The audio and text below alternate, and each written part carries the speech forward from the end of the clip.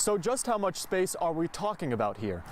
There's only 90 inches from the edge of the hill to the edge of the porch, which means there's only 7.5 feet until the edge of the porch starts falling in. Right now where I'm standing, the water should be up over the top of this stick, but because the dam isn't working properly, that's just not the case.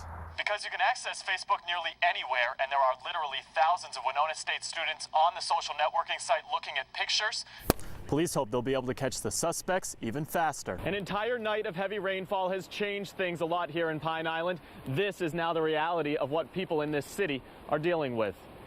It's hard to believe, but pedestrian deaths make up about 12% of all traffic accidents in this country every single year.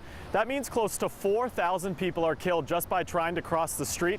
And get this, another 59,000 people are injured when they try to get from one side to the other. Yep, that's right. Even with all the progress Charlie has made so far, though, he still has 4 days a week of dialysis, which means he won't be able to go back to Wisconsin for at least another 3 months. The driver told sheriff's deputies that he couldn't see because the sun was in his eyes. But regardless of what happened in that moment, he still left Carter lying in this ditch and simply drove off. It's going to cost about $20,000 just to get bikers off sidewalks and onto the streets.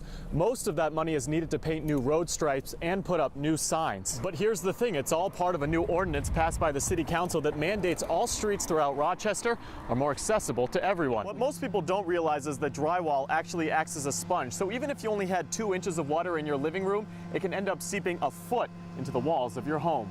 The most annoying part about the construction is that it now takes drivers 10 minutes to get from one side of the bridge to the other.